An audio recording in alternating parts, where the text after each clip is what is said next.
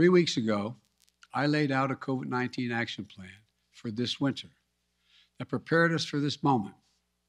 Today, we're making the plan even stronger.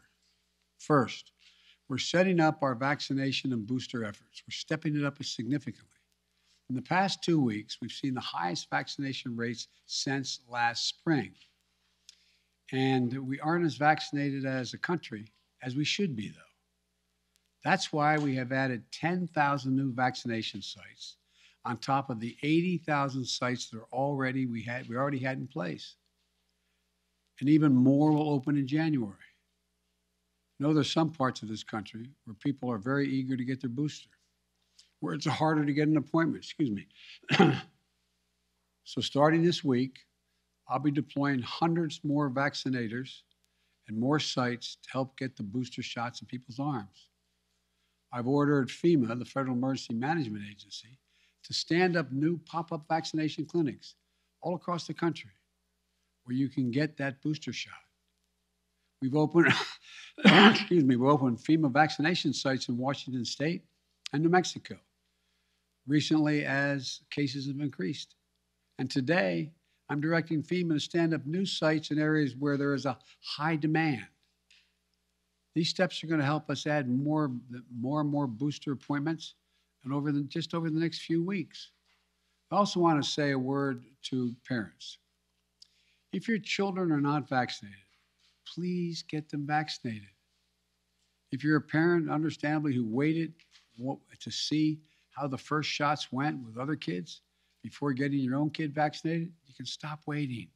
6 million children in our country, ages 5 to 11, are vaccinated. Get your children protected today, now. And for those parents out there who have a child that's too young to be vaccinated, that is under the age of 5, I know this can still be a scary time. But one thing you can and must do while we await vaccines for children under 5, get yourself fully vaccinated and boosted, as well as those around you, your children, your caregivers, your siblings. It's critical to mask up in public indoor places. We know that our youngest children have only rarely been impacted by serious COVID-19 cases, but they can be further protected if they're surrounded by vaccinated people. And again, to folks who are not vaccinated, you might think you're putting only yourself at risk, but it's your choice. Your choice is not just a choice about you. It affects other people. You're putting other people at risk, your loved ones, your friends, neighbors, strangers you run into.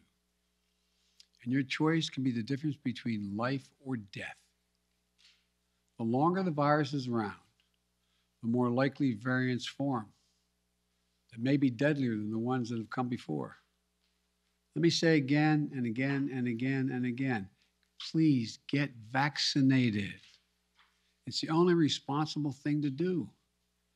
Those who are not vaccinated are causing hospitals to become overrun again. I just spoke to the governor of New York. Every COVID-19 hospital means someone with a heart attack, cancer, or other serious illness may not get that bed and that life-saving care they need in the hospital. Look, let me give it to you straight again. Omicron is serious, potentially deadly business for unvaccinated people.